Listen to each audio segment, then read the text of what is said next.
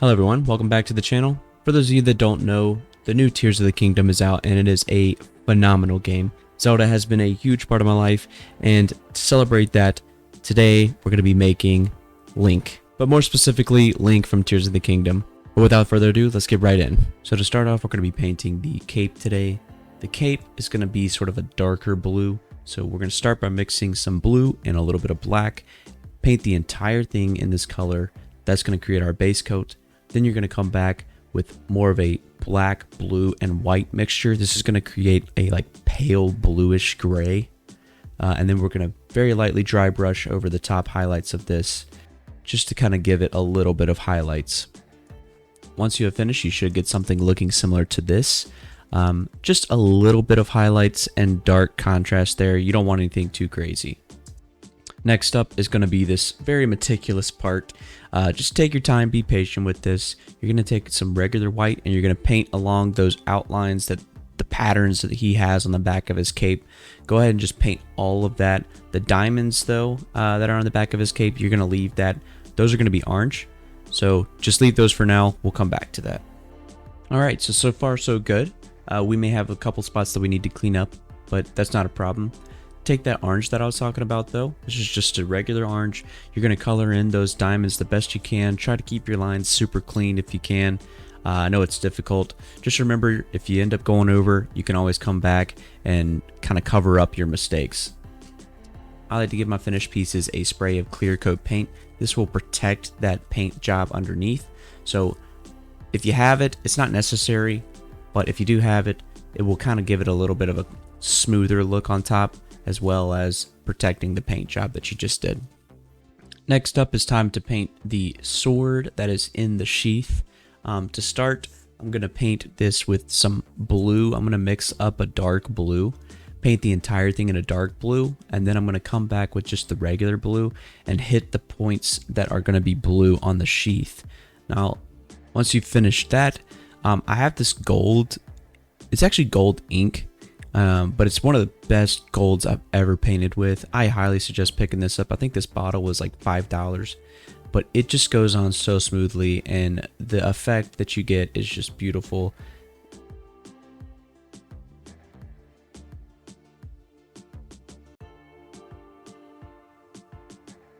Go ahead and paint all of the spots that are going to be gold with this gold color. Next up is going to be to paint the purple metallic color. Now, you can see I dropped this bottle in a bunch of wet paint, but if you take this silver paint, they're made by the same brand. Just search that if you're looking for the specific purple color. That should be able to help you to find it. Otherwise, I'll leave a link down in the description, so be sure to check that out. We're going to use this to paint the handle portion of the sword. So now, using the shiny green, there's some like threads that kind of go around the handle portion. We're just going to paint over those really quickly. Shouldn't take very long. And you should get something looking like this when it's all said and done. Next up is going to be his cloak on the bottom. Now, I just started off by painting this entire thing blue. Once you got that done, then you're going to mix some green, blue, and white together. This will kind of create the highlights that we're looking for the tunic.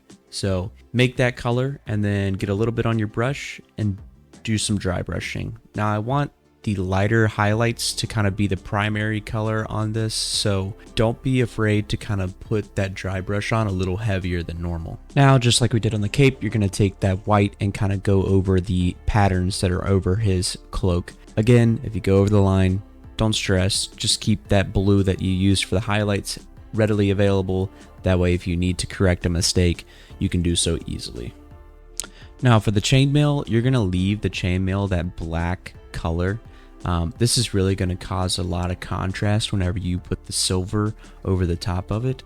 So grab your silver and just lightly go over the top of the chainmail, and you'll be able to see that silver really pop as a result of that black base coat. Now it's time to paint those pants of his. To do this, you're just going to create sort of a lighter brown. Cover the entirety of the pants in that lighter brown. Then with that lighter brown, you're going to make it even lighter by adding some more white to it, and then dry brush over the top. Anytime you do fabric and dry brushing, even if you're not a dry brusher, I highly suggest getting into dry brushing for fabric such as clothes and pants, especially if the 3D model has that sort of detail already implanted in it. Dry brushing just becomes a breeze when it comes to fabric and makes it look phenomenal. Now it's time for the boots. The boots are going to be super simple. You just paint the dark brown and then go over them in dry brushing on a light brown. Now the top part of the boot that folds over, I end up coming back later and making that sort of a orangish yellow brown and just painting a smooth layer just over that part. Because if you look at the actual character, his boots actually have that effect in the game. So I want to be able to try to capture that. Unfortunately, I did not record that, but you'll be able to see it later whenever you see the final piece. Now for his belts, I'm actually going to make them sort of a reddish leather type color. So to do that, I mix some red and brown and black together to kind of create that dark base coat, then come back with the red brown. Don't mix the black in, just the red brown, and lightly go over the top. You're going to want a little bit more paint on there than usual when it comes to dry brushing, because you're not really looking for a kind of grainy effect. You're wanting more of a smooth leather type of effect. Paint some gold over the belt buckles very quickly and you should be good to go on the legs. Now it's time to do the shield. This is going to be done similar to the boots. You're going to paint like a dark brown over the entire thing, then come back with a light brown and dry brush over the top of it.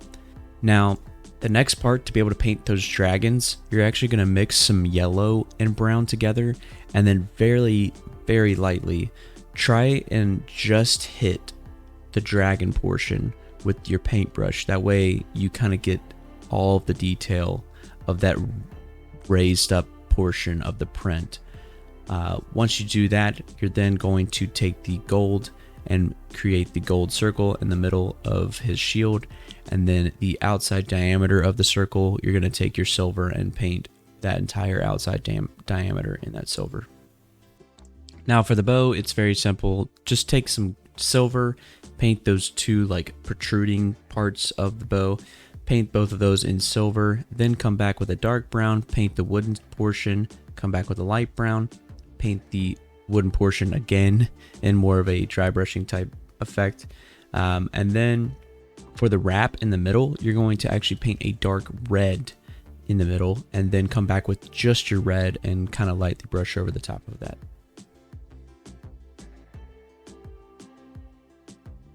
For the battery cells, I'm just going to very quickly hit these. All I did was take some green and white, mix that together, paint the entire thing, and then hit the gold spots where they needed to go as well.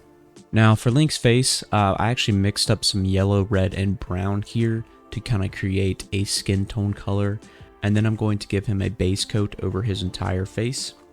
Once you get done with that, he should look like this. Then I'm actually going to paint his eyes black. Now the reason I'm doing this is because there's an outline around his eyes that is black that is too thin for me to paint. So what I'm going to do is paint his eyes black and then paint over the black with white, leaving a little bit of black outline around his eyes.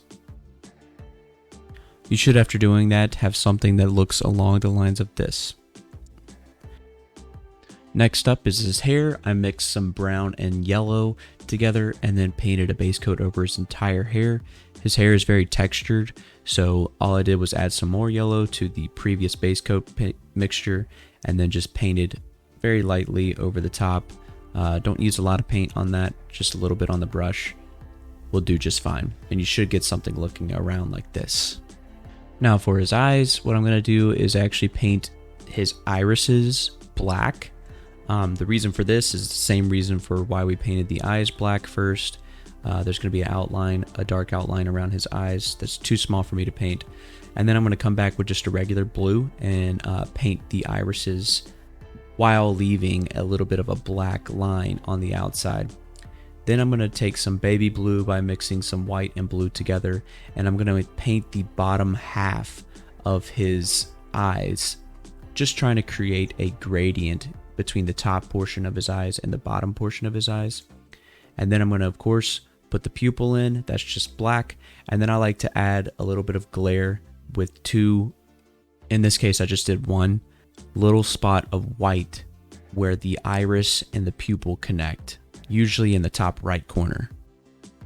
Now I realize I haven't actually showed any of my prints off of the plate on this channel yet, but I did want to show this one. I printed his arm in clear just because we're going to be adding some LEDs to it later. This is the first clear print that I've ever actually printed, and I gotta say, it is super visually pleasing seeing a clear print. Now, when I cured it, it kind of turned it a little bit yellow, which is kind of a bit of a pain, but not the end of the world. Anyways, next up is the top portion of the tunic. I'm not going to go in too much detail with this just because it's going to be exactly like the bottom portion of the tunic. Base color blue, and then the highlights with the green, blue, and white. Come back and paint the brown leather the same way you did on the bottom portion of the cloak. Now there's a lot going on here on this print, I'm not even gonna lie, and that's probably why this video is a little bit longer than normal, so I do apologize. I do really quickly though want to go into a little bit more depth on the running of the wires. The LEDs that I use, I'm actually going to put in the description, but this comes with a battery pack, a switch, and then 3 LEDs.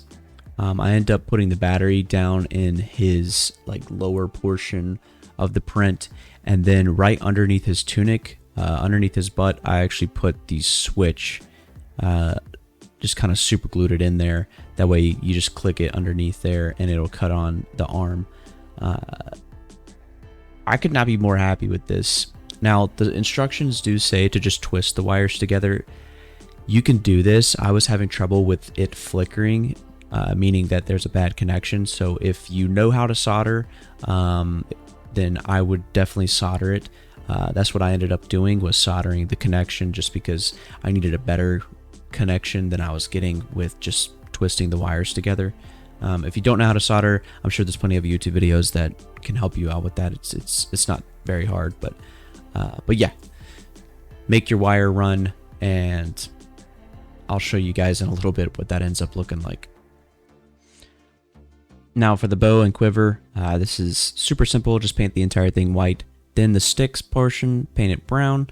And then that green that I showed you guys earlier, we're actually going to paint the tips of the feathers with that color. And then of course the portion that sticks into the actual string on your bow, that we're going to paint in silver. Next up, I start by painting the entire thing in tan. This I do by just mixing white and brown. Then I come back and add a little bit more brown to that tan color, and then add a darker brown. Still a light brown, but darker than the tan color. And then I come back and I paint the outlines that are dark brown on the quiver. I highly suggest pulling up a reference photo for this so that you don't make any mistakes. Apply the same technique for the red and pink on the quiver, and then you're done. All that's left to do is display. Hope you guys enjoy it.